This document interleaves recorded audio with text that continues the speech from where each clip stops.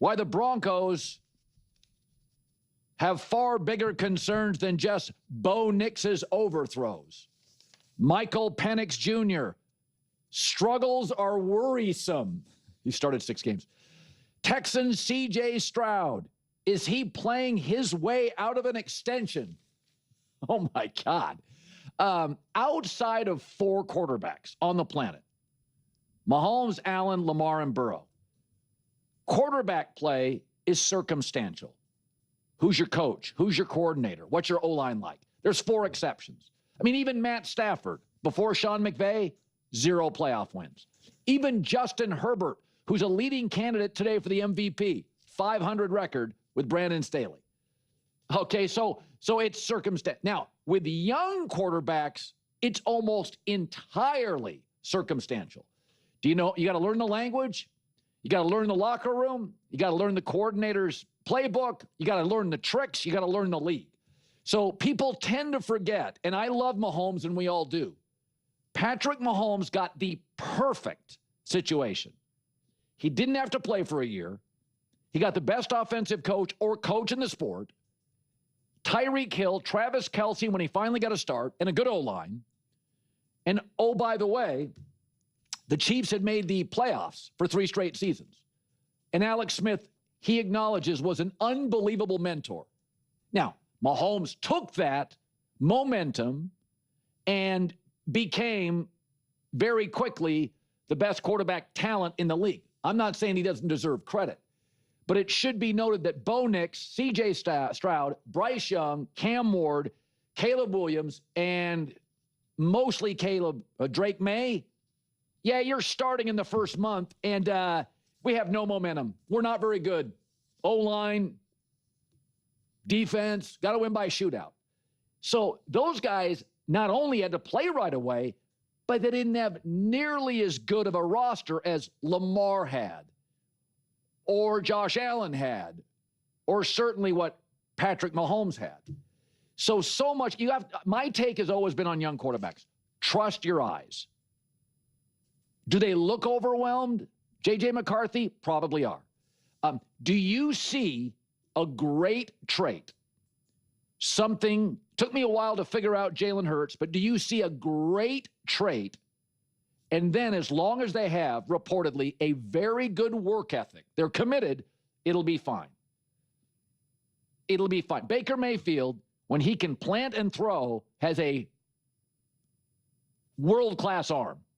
He's accurate when he can step and throw. Sam Darnold was too damn athletic and talented with a big arm not to eventually work somewhere. He was totally committed. That's why I don't give up on Darnold. He's just too talented. I see traits. With Kenny Pickett or Mitch Trubisky, I never saw the trait. I just never saw the thing that I went, wow. People knock Kyler Murray. I've said for years, he's incredibly elusive and throws one of the prettiest balls in the league. There's just too much talent there for him. His issue has been, is he totally committed? His own owner has questioned that. His own GMs have. So my takeaway on all these quarterbacks, for the record, go look at Bo Nix's schedule the next month. It lightens up considerably. Penix, little worrisome, but I like him. I see accuracy, arm. I see a trait I love. Yeah. I really want to focus on Bo Nix here because it's just people are trying to dunk on Bo Nix, and I'll have none of it here. I'll have absolutely none of it here.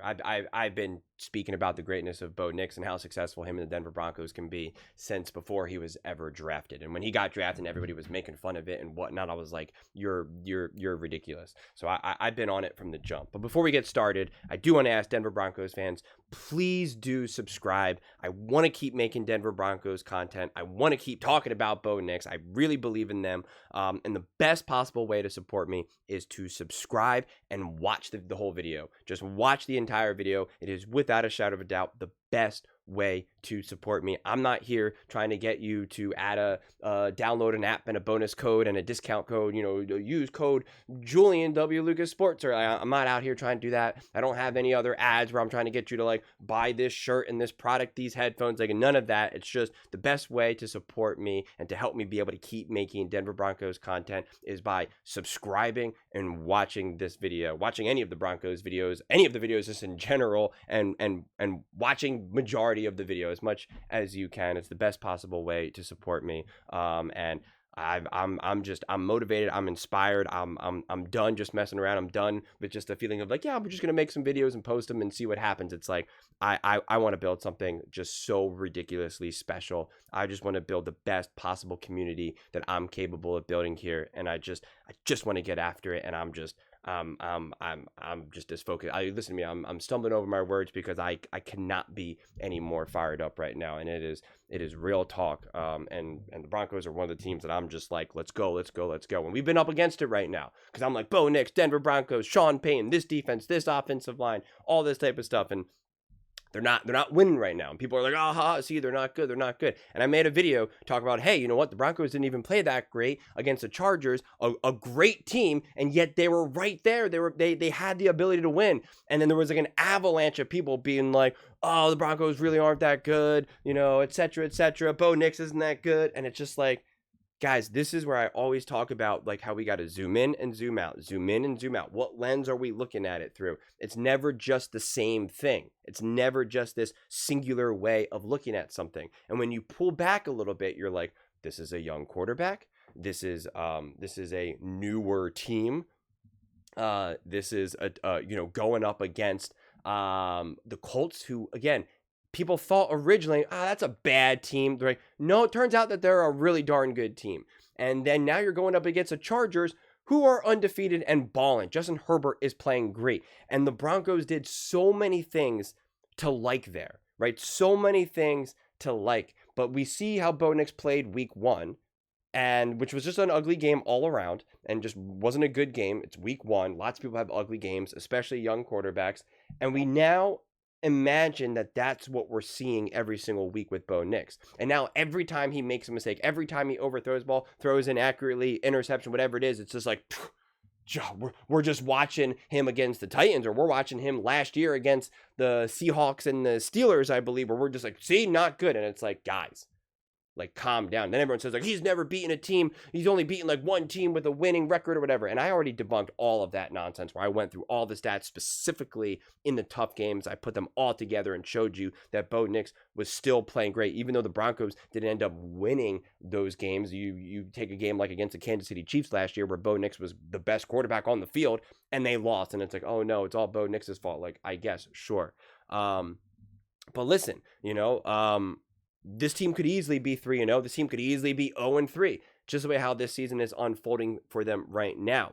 But like this hyper focus on Bo Nix it's the wrong conversation. It's the wrong focus. You want to see Bo continue to develop, continue to grow, continue to evolve, and you do want to see him play fundamentally better. No ifs, ands, or buts. He is still a young quarterback. He is still learning. He is still growing. He is still evolving. He is still learning how to be resilient in the NFL. He is still learning how to fail in the NFL, because you need to understand how to fail. Patrick Mahomes needed to know what it was like to get absolutely rocked in the Super Bowl, whether from the Bucks or the Eagles, but really the Bucks, because it was the first time to be like, oh, that's how you lose. That's how you face an epic loss, right? Like you need to have those moments. And these are the moments that Bo Nix and this team is gathering. What I find more indefensible than anything else are the penalties on both sides of the ball. Like, that is why the Broncos right now are losing these games. If the Broncos stop with the penalties, they would be 3-0. I mean, the argument is that they would be 3-0.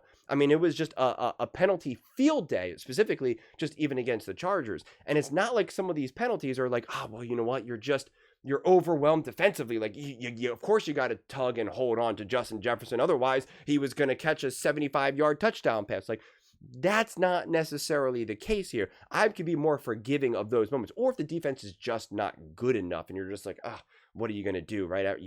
Everyone's just trying to keep up here. That's not the case. This is just them being undisciplined. and a little disorganized. And so the hope is that they clean this up and they get this going. And I'd like to see them be a lot less aggressive offensively. This has turned into very much like this boomer bust offense. And we saw a little bit of that, especially in the playoff game where like they couldn't get things going as much. And the big play that they did have was a big boom play and it worked out great. But after that, they couldn't do any of the little things. They couldn't move the chains in a way. And that was one of the most impressive games that I saw out of Bo Nix because he really put that offense on his back, and he passed with flying colors. And it's like, that's the quarterback that I know Bo Nix to be. But right now, the way how this team, the way how this game, how the flow of the games have unfolded, we haven't really been able to see that quite yet. And so that is where I do want to see, and I think Sean Payton is a great coach. I do want to see him do a better job. He does need to get this team way more disciplined, way more organized. Like, both sides of the ball need to understand what they're looking to accomplish in any given moment. And I do want to see Sean Payton slow down Bo Nix because he really is, it feels very sped up to me, but not in a way that's overwhelmed. Like, that's the thing. I'm not overwhelmed right now. I'm just really excited and really sped up because I'm going. And you could be like, you need to slow down. You need to slow down. That's what Bo Nix needs to do. My entire life, my coaches were always trying to get me slow down. And that is really what I think Sean Payton needs to say to Bo Nix. It's like, slow. I know you're big. I know you're strong. I know you got a big arm. But Sean Payton's not helping it out very much because he's dialing up plays to be like, hey, launch the ball. I just want you to let this ball rip as far as you can go. And then they're talking about some of these overthrows. It's by fingertips. How accurately on a regular basis do you think these quarterbacks are able to deliver these deep ball throws? I mean, I think, Russell Wilson's one of the best deep ball throwers, and it's 50%. I mean, like these are not high percentage moments. It's like, and when it happens, it's amazing. And when you get a collection of them in a short period of time, you feel like, man, we can do this all the live long day. Go ask how that worked out for Russell Wilson. Not very well. Look at Patrick Mahomes himself. I mean, Patrick Mahomes has overthrown some of these receivers in wide open moments like you wouldn't believe. You're just like, oh gosh, you can't get any more open than that. And so we're going to say that it can't happen to Bo Nix in his second season, in the third game, the second game of his second season, or whatever game we want to use as a reference point. Like, of course.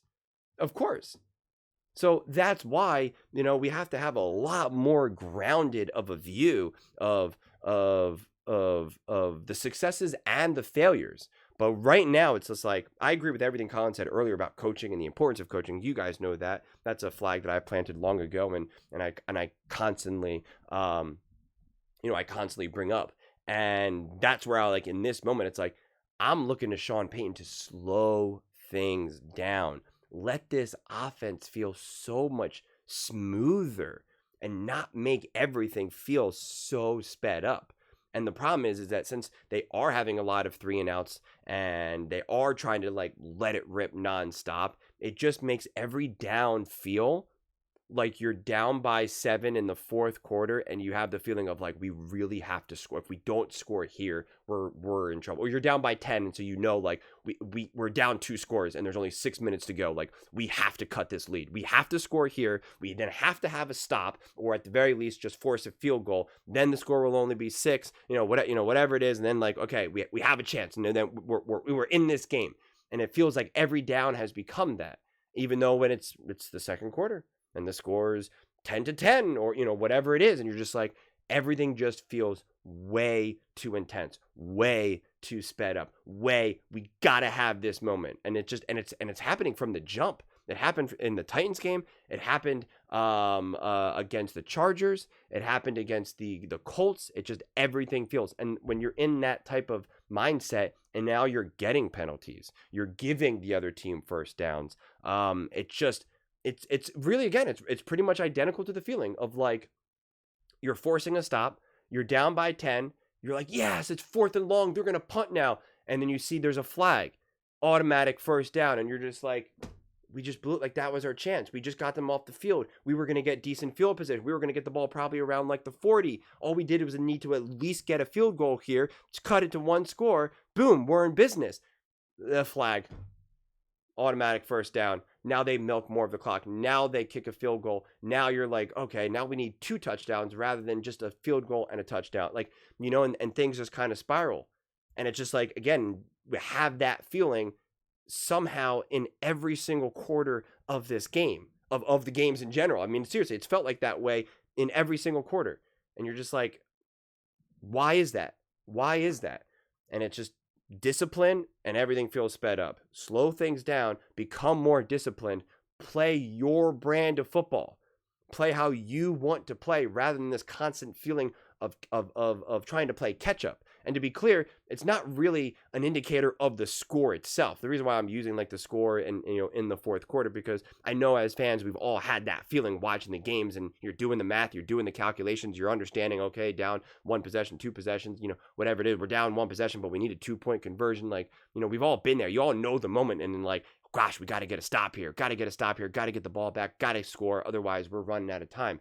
And it just seemingly feels that way every quarter, every drive, every down. And it's just like, to me, I'm like, Sean Payton, you got to recognize that right now. You got to recognize that. And you got to find a way to slow everything down, to turn the temperature of this team down right now, because it's just, that is the part that feels unsustainable. Not, well, Bo Nix is struggling. That's the problem. What do we do here now? He's just not a good quarterback. You got people calling for him to be benched right now, and it's just like, guys, you're losing the plot here.